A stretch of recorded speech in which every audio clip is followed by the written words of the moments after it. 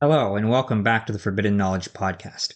My name is Nathaniel Heutmaker, and I am the show's host. Today, I'm making the formal announcement of Season 2. Season 2 will be released sometime in October. The definitive date has not been set yet. It will be during sometime in the middle of October, though, the second or third week, more likely than not.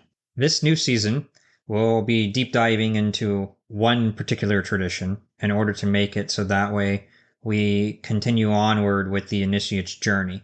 In the previous season, what we had done is we had looked at the postulant phase, and we had looked into the various different things that needed to be done before you were even initiated into the mysteries and initiated on to the further aspects that had gone on to for someone who had been part of any of these ancient traditions. Now we will be deep diving specifically Arthurian myth, legend, and romance.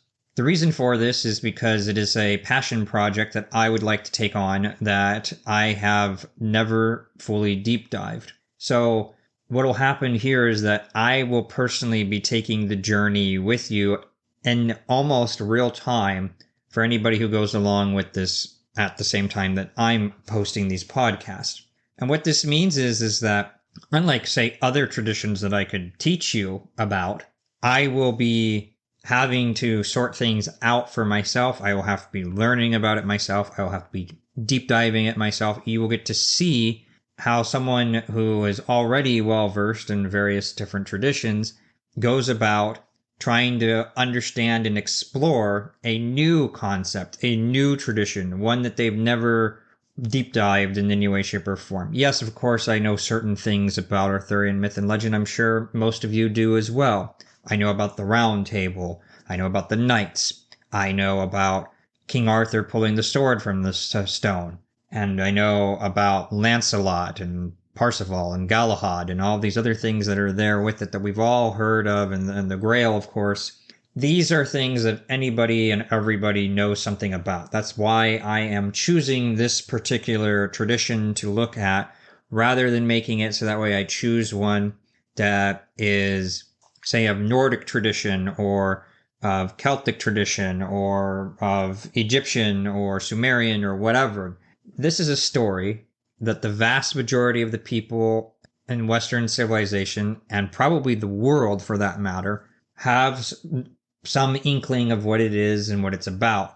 In other words, it's kind of like a legend or mythology that is coined to be more universal and is there for everyone, rather than for one particular group of people or time period and whatnot. And it is my pleasure to say that I am really excited to go and do this particular journey and whatnot, and that I, other than having read maybe one of the stories that it will be finished by the time period that we start this in, that I will not be having any leg up on anybody else for what it is.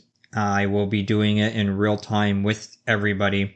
I've already begun to purchase, various different materials that I will need in order to help deep dive these things with it, and I will continue to do so wherever the journey takes us. In this particular instance, I have no idea where it'll take us. I don't know how long it'll take me to dissect things, but we are going to be doing so on multiple levels. One of the levels that's going to be done with it is, of course, the historical level. We're going to look at the different histories of the time period and the histories of the people that wrote the stories and whatnot, and going into them.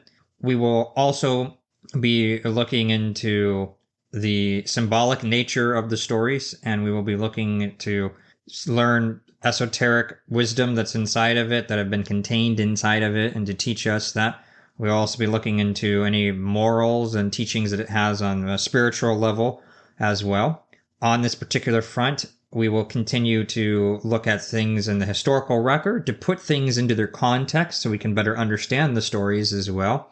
I already know that certain things that are there, some of which are going to be obvious, but I'm going to be briefly going into them here. I will not be going into everything that I see because I want some of that to be dealt with as it pops up in the stories. So one of the things that is obvious is that we will need to look into the Christian tradition. We will need to look into, the Holy Grail. We will need to look into knights and chivalry and whatnot and how they came about. We will need to be looking into the Crusades because that was a time period that this was all taking place and has huge impact on some of the stories that are going on with it. We will need to be looking into Gaelic mythology, I guess we can say, because it's not just Welsh, although Welsh is the main part of it. There's also stuff in Irish stuff with it as well. And so we will need to look into that in order to understand things there. We will need to be looking into various different things from the Mediterranean areas in order to help back this up, including Islam and to a certain extent to help with some of these things because of the Crusades and how that played a role. And we will need to be looking into the Knights Templar and Christianity as a whole, of course. So with that, we will be tackling various different traditions and their influence on the tradition that we know of as Arthurian myth and legend. And we will be making it so that way we will come out more enlightened about these stories and hopefully also teaching us about ourselves along the way and making it so that way we have a better understanding of our history that has occurred for these traditions and everything that goes along with that, which would be part of the initiate's journey for whatever specific school of thought that they were a part of and that they had gone through. And so this is the game plan for things. If you are someone from season 1 who no longer wishes to continue on this particular journey because that's not something that they're interested in doing, I thank you for your time. If you are new and coming into season 2 as it'll be coming out, and I suggest that you go in and listen to season 1. It'll help with certain understandings of where I'm taking things and where I'm going. Either way, thank you all so much for your time, and I look forward on taking this journey with you together.